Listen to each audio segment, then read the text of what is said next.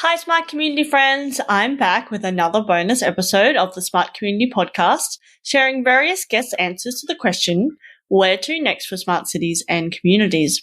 And this time I'm sharing with you the answers from these guests. Niels Wouters from episode 249, Jonathan Reichental and Brett Hoffstadt from episode 251, Jack Barton from episode 252, and finally, Kylie Legge from episode 253. Some themes that come through in the guest answers are around the self-governance of data, building more resilient and flexible communities, and systems thinking to solve problems.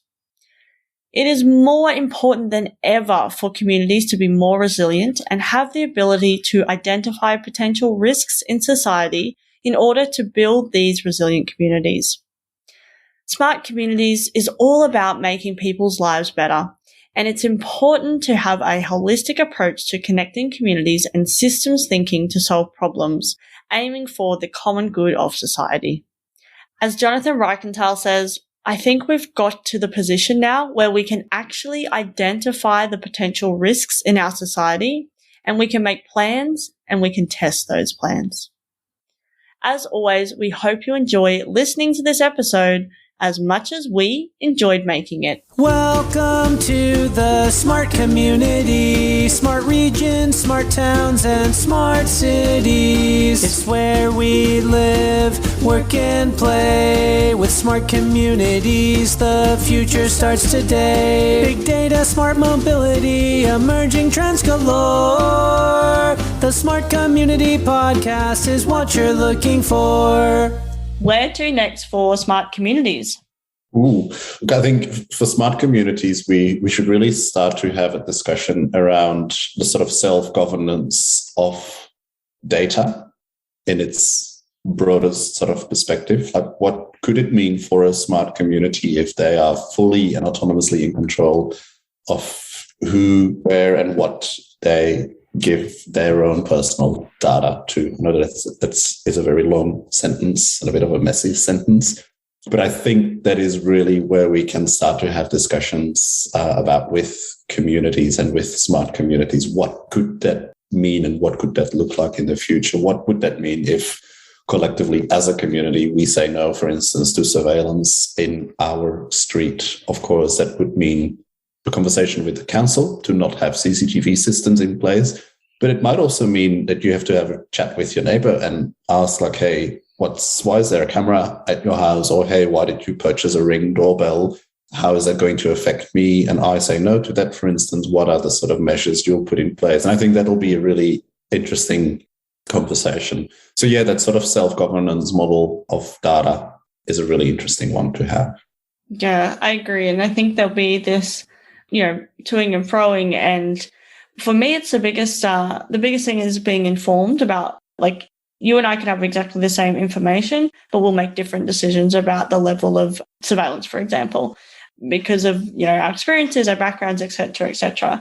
And so then it'll be a conversation of, what's that minimum acceptance level, or what things are in place to protect somebody who doesn't want that system in their backyard, or whatever the case may be. Whereas the next door neighbor might want it because they don't feel safe, or whatever it is. So yeah, I agree. It'll be complex. It'll be interesting. It will be. And I think, we are so used to consenting on the web, even though in many instances, and I think that's an argument I always bring up. I think we live in a society where we deconsent rather than consent these days, because very often a system signs you up for something, you get an email or whatever, and you have to click unsubscribe actively. But in public space, that's much more difficult. Like, I can't imagine a future where every single house has a consent form, and before you walk past the house or the building, you read what data is captured about you. Obviously, that's far from ideal, but it's, I hope, not realistic. But it is probably something we need to, have a conversation about. Where to next for smart communities? Who would like to go first? I'm happy to. Well, we have to talk about the 800-pound gorilla in the room, the COVID, right? The pandemic, the global pandemic. Surprise, surprise, we had a pandemic, right? And, we planned for things. I don't think we did a good job of thinking about that. but it's here. And it has been a game changer and will be a game changer more than we even know in the years ahead. And so there's questions about, I guess there's a question about how do we prepare for the next one? Or maybe the broader question that I'm asking and helping a lot of communities with right now is, what are the resilience plans overall? How are you thinking about resilience? We have this terrible habit of, when something major happens, it's a surprise. But when you kind of look back, somebody mentioned it or we thought about it, but did nothing about it, right? I think we've got to be in a position now where we actually identify the potential risks in our society and we make plans and we test those plans, right? So to me, resilience has taken on new meaning. And this applies to communities that are really suffering in terms of drought. And you know all about that in Australia, and fires, of course. We know that a lot about earthquakes and fires in California. We're having both right now. And by the way, I was on another podcast a few weeks ago, and in fact, I was on a call with Brett, as it happens, and my apartment here started to wobble. So we had a real time, on video, on Zoom. We had a earthquake. So I think what's next for smart communities is a super attention to resilience plans in the broader sense. And I'll throw into the mix, by the way, cybersecurity is in there too, right? Here in the US, we've had some shocking ransomware attacks on major cities, Atlanta, Georgia. These are big American cities, Baltimore. And, what's happening is it's not just, a sort of a pain, sort of little pain on the side. This is taking major systems offline for weeks. And so we can no longer not make this a priority. So to me, smart communities have to be resilient communities. That would be probably the best answer I would give, just if I had to choose one. We could speak for 3 hours and I'll give you more, but that's the one I'm going in with today. Yep, I like it. Brett, how about you? Where to next for smart communities? Well, I like Jonathan's answer again very much. Part of my background actually was working for the Office of Emergency Services with the state of California. So as a project manager and risk manager, I loved that. But I was also overwhelmed with all the risks that are out there for cities and communities, like cyber attacks, of course, and natural disasters and man-made disasters. So I think what would be great for smart communities is to have a holistic approach, really, which is not easy. It takes somebody who can look at the big picture and come in with experience and say, here's opportunities that we have, which we need to pursue diligently and methodically. And of course, there's limited resources for that, so you have to prioritize them. But then there's also risks and issues we need to manage and address. And there's, of course, limited funding and resources and people for that too. But you need to take care of both. And so that's the challenge, but that's what it will take for everyone.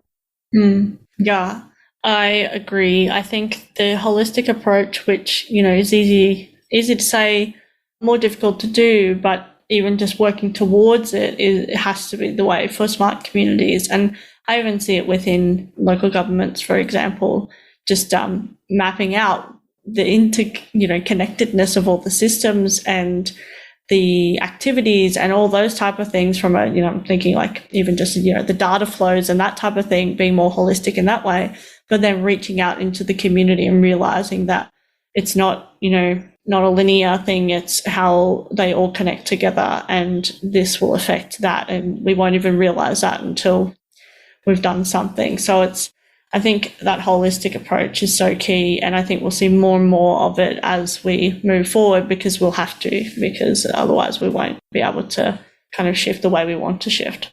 Well, let me. That's a very good point that you're both making. Let me just add to it, which is, this is where technology is great. Is that it's not just about automating or reinventing stuff. It's how you change the game. That's what digital transformation is about. It's reinventing and innovating completely new ways of delivering things and solving problems, completely new ways. And one of the things that tech does, it helps us to scale where we can't scale. And what occurred to me as I was listening to both of you as an example was, there's this notion of healthy cities, which, is another subset of smart communities. And I'm lucky. Brett's lucky enough to live. We live in wealthy, developed communities, but that's not the case around the world. Right? We know that for a fact. And so you think about how do we get or how do we democratize healthcare? And well, you might say, well, we need more doctors and we need more nurses. And well, let me just be really frank about this. If we churned out 100 times more doctors and nurses every month than we do today, we're not even going to make a blip. There's no way to scale doctors and nurses in the world today to actually provide healthcare to everybody. And this is a fact.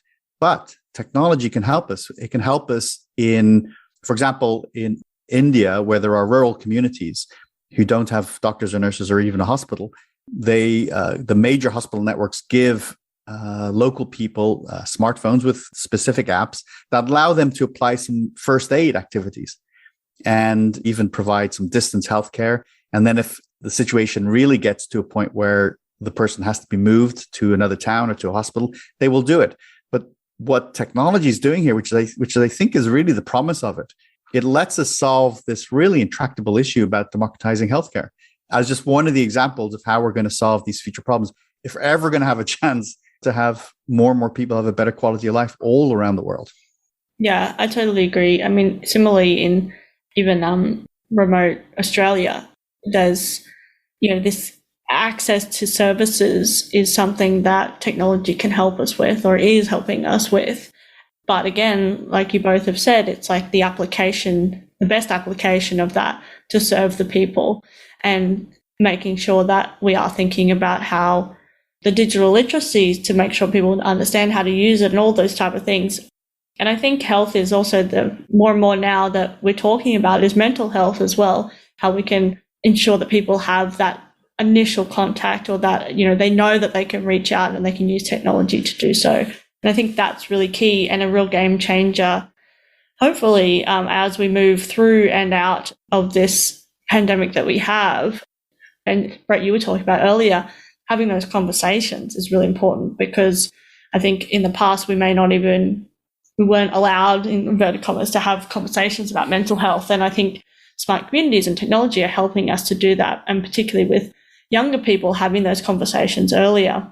But yeah, I think it's so key, and that's to have healthier communities has to be part of smart communities, because if it's not, if we're just sicker and, unhappy and just working heaps and, we're so productive, we've got all this money, we're throwing this around, but if we're not happy, we're not healthy, then what's the point? I wanted to share something with you. I was thinking to myself whether I should do this or not, but you only live once, so let me just go ahead and do this. When I was growing up as a kid, maybe Brett he'll know what I'm talking about. You'll know why I'm reluctant to say it, but I'll say it anyway. We would watch shows about Australia, and two things really I remember, and I'm talking about shows from when I was 3 or 4 years old, so it's a few decades, or 5 years old. The doctors, they was flying doctors. So there was these TV shows about, maybe it still exists, but they would get in these little planes and fly out to these communities. I remember this being really being amazed by this because I never understood the distances and the size and the problems. But it was just like the doctors are in planes. This is cool. And they would fly the planes themselves. And then the other thing I remember is a lot of these kids who lived in these very remote areas would get their schooling from tuning into television at a certain time during the day. So I did want to, hey, look, there's a dog in my neighborhood. But I never got a chance really to talk to an Australian with an Australian audience and sort of share this experience I had growing up of my impressions of Australia. Well, yes, they are both real things. Distance over the air or over the air. Yeah, my sister studied music and Japanese French over the air. And this was and I mean, it's obviously improved now, but I was going to say they've just remade the Royal Flying Doctors show on TV. So I just saw an ad for it. So it's funny that you mention it. Funny. Okay, cool. But yes, but we don't ride kangaroos to school. That's the main thing. You might run away from them, right? Oh, yeah. My friend's brother actually got beaten up by a kangaroo, waiting for the bus for school. He's okay. Was the kangaroo wearing boxing gloves? I mean, that's the visual I have, which is terrible. Yeah. Not quite, but I think it was, a boxing situation. That would be scary. Yeah, it's terrifying. So where to next for smart communities? The smart communities. Well, the COVID thing's interesting. Hopefully more people will choose to work from home, and hopefully their employers will let them. And we'll see a bit of a change, rather than having a peak hour, a rush hour, and having the breakfast joints full at breakfast. We'll see them full at lunchtime as well, and we'll have community orchards. And, I'd like to see just what would happen if more people are just constantly located in the one place. Sure, you can work the same amount of time. Actually, you'd probably have more time because you're cutting out that commute. And that way you can be putting it into much more positive things. And I think there's been a lot of ideal visions, like the Village Homes project in Davis, California, where, it's started off as kind of a hippie commune, but then over the 20, 30, 40 years, it's developed into a sustainable community where they're all growing. They've got orchards and chickens and hay bales and all sorts of things. So it is easy to, it's much more, I think the dreams could be closer than we've thought in the past. We can really make our communities what we want with the help of technology. Yeah, and I think that we that more regional hub kind of space where, and like you talked about earlier, the flexibility there. So, and also obviously not everyone can work from home. So we can prioritize the people that can't work from home, and then working out how that then the transport network can work for them better. Maybe it's more off-peak, times and services and all that type of stuff. Yeah, well, especially regional towns. Currently, the property prices are going through the roof because all the city folk are thinking, I don't have to be stuck here in the city. I can move out somewhere a bit more affordable, supposedly affordable, and drive the property prices up in the process. But I think a lot of the little towns have been shrinking a lot, and you've got areas like Dubbo that are increasing in size and getting larger populations. But I think it could be a nice magic bullet to have technically enabled workforces moving back out to smaller communities that would otherwise be getting left behind and ignored by the bigger city forces. And of course, there's obviously, some change and some positive and some negative impacts there, and then navigating all of that will be really interesting as well. And something I'm really focused in on as well is, from that regional perspective of how can regional areas have their cake and eat it too, where we don't have any of the city impacts, but we can have this lifestyle that we like and love and have this, super cool high-tech job or whatever the case may be, remote work job. But, balancing that will be interesting. Yeah, this is where the ABS is such a national treasure, just being able to give us the evidence base to see what's happening with those dynamics and to provide the evidence there as to what might be having a good positive outcome or where the negative outcomes might be that we can intervene with and help solve. Where to next for smart communities? Where to next? More of the same. I think going, smart people thinking really hard about complex problems and finding solutions that benefit as many people as possible. That's, put it on a T-shirt, send it out. Slogan.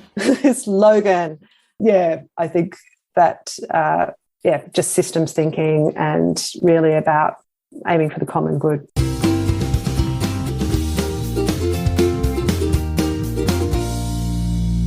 The Smart Community podcast is brought to you by My Smart Community.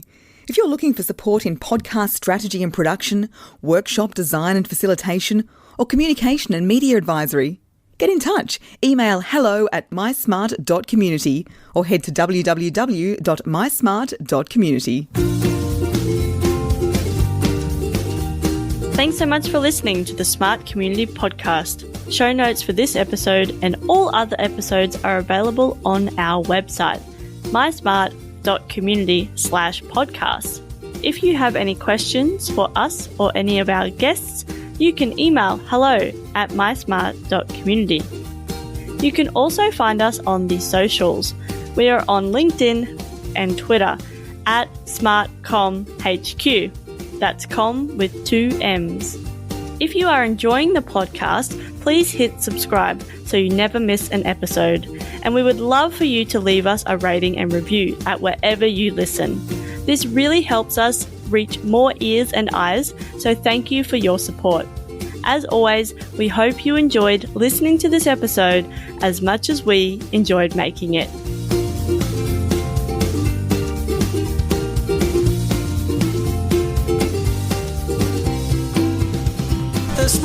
Community Podcast is what you're looking for.